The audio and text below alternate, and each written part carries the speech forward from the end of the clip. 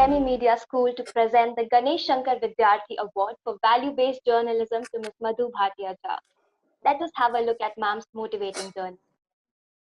Trump या Biden, कौन बनेगा अमेरिका का राष्ट्रपति? किसके सिर सजेगा अमेरिका का ताज?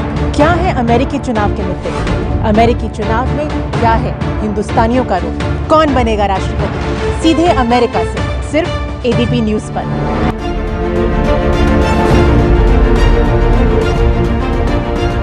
अमेरिका के राष्ट्रपति हुए इम्पीच।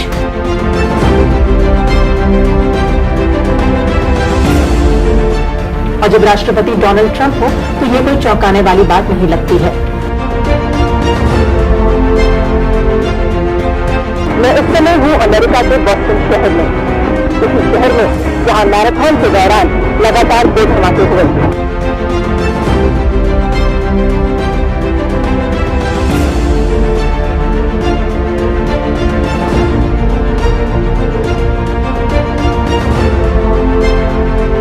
तीन घायल और हमलावर 16 साल का उनका ही क्लासमेट नेथेनियल बरहम।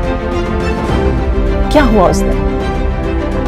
16 साल के नेथेनियल ने अपने स्कूल बैग से हैंडगन निकाली, दोस्तों पर निशाना साधा और गोली चला दी।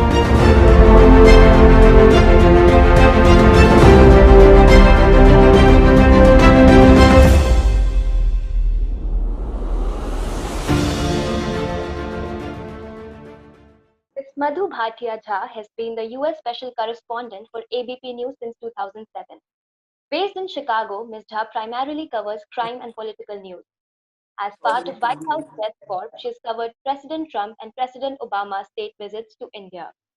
In her 13 years as a US correspondent, she has reported news ranging from Osama bin Laden's execution, David Coleman Headley's court case, and the Boston bombing to covering the Oscars and US presidential elections. She started her journey as an intern as a television reporter in 2001 with Aaj Tak and specialized in the crime beat. I request Honorable Justice Bhavar Singh, Director General DME, to present the citation to Ms. Madhu Bhatia Jha and also share a few words with us. I'm indeed delighted to present this award to Madam Jha, and I wish her good luck. And also I wish that she earn more name and fame in future and make us proud, us means all Indians, so that we can also be in the limelight vis-a-vis the American country. Thank you. Thank you, sir. Ma'am, please tell us how you're feeling right now. Thank you so much, really, for those kind remarks, and thank you to everyone at Delhi Metropolitan Education who has joined here. It truly feels special, and I am honored to share it with Ms. Saima and Ms. Devina Gupta. I mean, I think both of them are really have done really well in their fields and have inspired many more people than we can ever think of. And I'm happy and humbled to be the recipient for this award.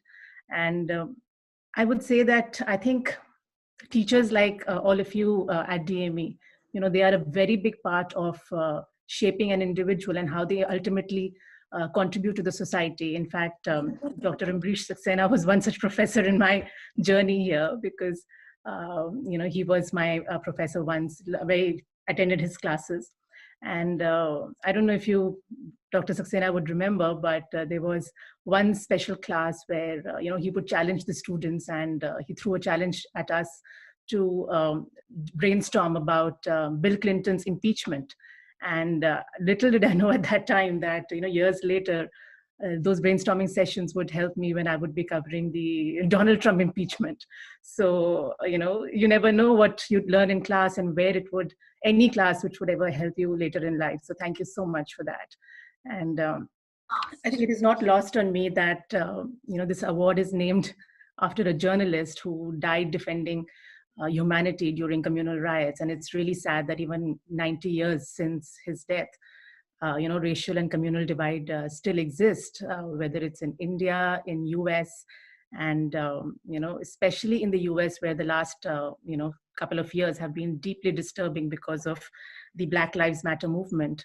So But what is good to see in all this is there are journalists who are on ground, who are defying the system, defying the pressure on media houses, the TRP stress, and covering these stories. And the impact of strong value-based journalism cannot be more obvious than right now, when US has seen the most historic election in recent times.